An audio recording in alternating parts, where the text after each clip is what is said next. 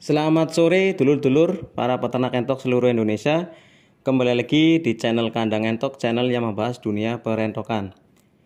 Pada kesempatan kali ini ya dulur-dulur semua, alhamdulillah di kandang Indonesia Farm ini kedatangan tamu salah satu calon peternak yang bisa dikatakan unik ya. Sebelum kita melanjutkan pembicaraan ini, alangkah baiknya untuk teman-teman yang baru menemukan channel saya, sudi kiranya untuk menekan tombol subscribe karena subscribe itu gratis, dan like, komen apabila ingin mempertanyakan hal sesuatu tentang dunia peternakan entok. Ya, di sore ini ya, sore yang mendung bisa dikatakan karena sudah sering hujan di sore hari.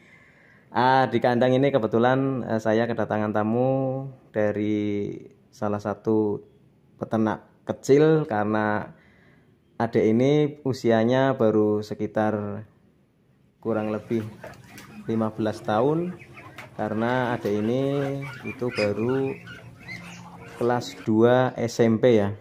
Nah, kebetulan dia ingin sekali untuk mencari wawasan atau ilmu tentang dunia peternakan entok.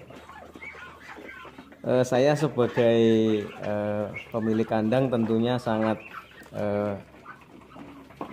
mengacungkan jempol ya untuk Mas Rifki ini, karena di usianya yang sudah masih dini ya, masih usia kelas SMP, masih kelas 2, mempunyai wawasan yang cukup luas tentang peternakan. Dan ternyata setelah kita mengobrol di sela-sela obrolan, ternyata Mas Rifki ini sudah beternak itu mulai dari SD ya teman-teman. Dari SD itu Mas Rifki ini sudah menggeluti dunia peternakan.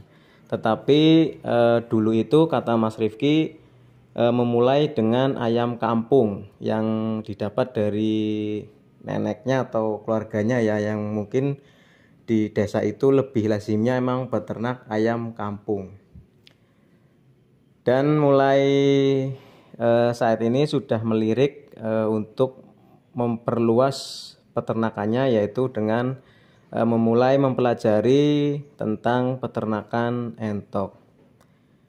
Dan kebetulan Mas Rifki ini kesini itu juga mencari bibit atau anakan entok yang baru menetas, yang nantinya Mas Rifki ini besarkan dan dijual kalau sudah waktunya masa panen.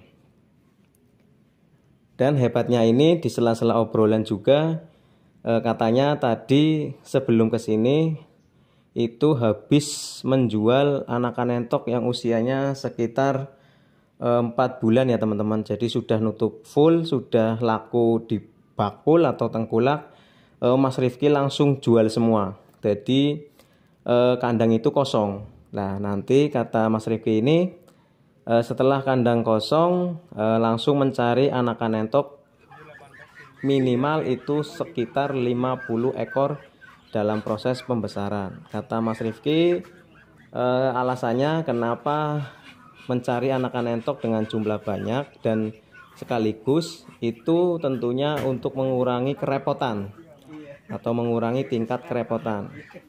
Kenapa? Penjelasannya kalau misalkan Mas Rifki itu membeli anakan entok berundak, katakanlah hanya dapat 20 ekor, nanti dibesarkan baru 1 bulan beli lagi 15 ekor, nanti menambah tingkat kerepotan. Salah satunya yaitu penyediaan kandang dan pembelian pakan katanya. Jadi tidak sekalian, ada yang baru beli pur, ada yang baru usia menetas itu harus dikasih pur, dan yang usia sudah 1 bulan ke atas harus membeli pekatul. Jadi Mas Rifki nggak mau pola pikir yang semacam itu. Jadi kalau misalkan mau membesarkan ya sekaligus adot 40 ekor dibesarkan 40 ekor, ada 20 ekor ya dibesarkan 20 ekor saja.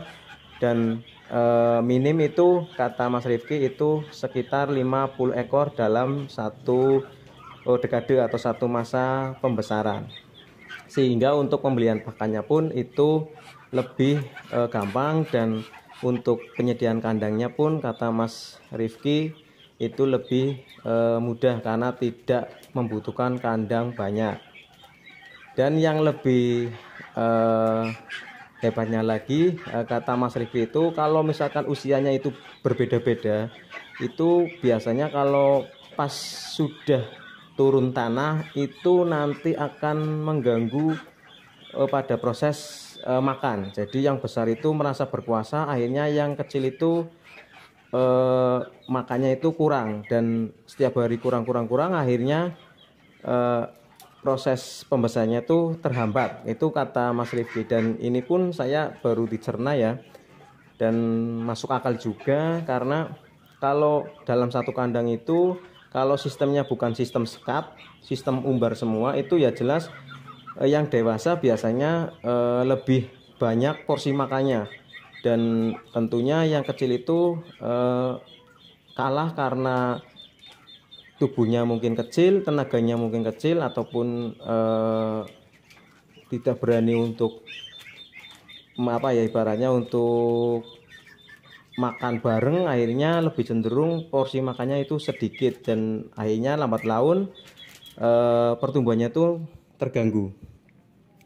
Dan di sini Mas Rifki juga menyatakan untuk kalau misalkan nanti ada anakan entok lagi, tinggal menghubungi lagi, biar nanti setiap 2 bulan sekali Mas Rifki itu meminta sekitar minim itu 50 ekor anakan entok. Dan hal semacam itu memang perlu kita acungkan jempol, karena di usia yang masih bisa dikatakan baru kelas 2 SMP, tapi pola pikir berwirausahanya itu yang bisa dikatakan saya acungkan jempol 4. Mungkin jarang sekali tentunya anak seumuran Mas Rifki ini sudah mempunyai wawasan yang tinggi ataupun wawasan berusaha yang sudah berkembang. Dan hebatnya lagi, mental dalam peternak itu juga bisa dikatakan sudah cukup hebat, karena di bulan-bulan seperti ini saya yakin untuk teman-teman semua pasti merasakan susahnya mencari pakan ataupun mengeluh dengan harga biaya pakan yang tinggi. Saya jamin. Dan mungkin untuk teman-teman yang mempunyai alternatif pakan pun juga pasti sedikit merasakan ya. Tapi untuk seorang Rifki ini tidak ada pantangan bagi dia katanya, karena itu sudah hal wajar dan sering terjadi di setiap tahunnya. Nah, disitulah memang jiwa peternak itu sudah kelihatan dari Mas Rifki ini.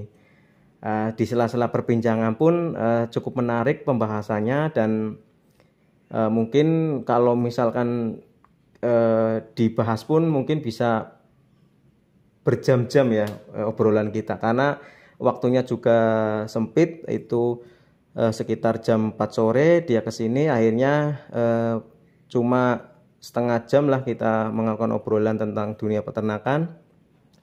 Dan akhirnya Mas Rifki ini mengambil anakan entok dan pulang untuk menaruh anakan entok. Mungkin sedikit ya obrolan kali ini atau video kali ini, tentunya tentang jiwa besar seorang peternak kecil yang bisa dikatakan bermental baja ya, dan patut kita tiru untuk kita semua.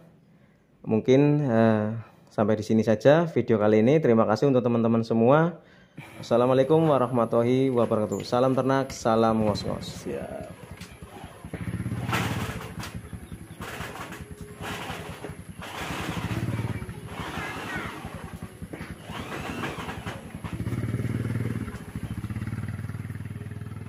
Ya, Tati.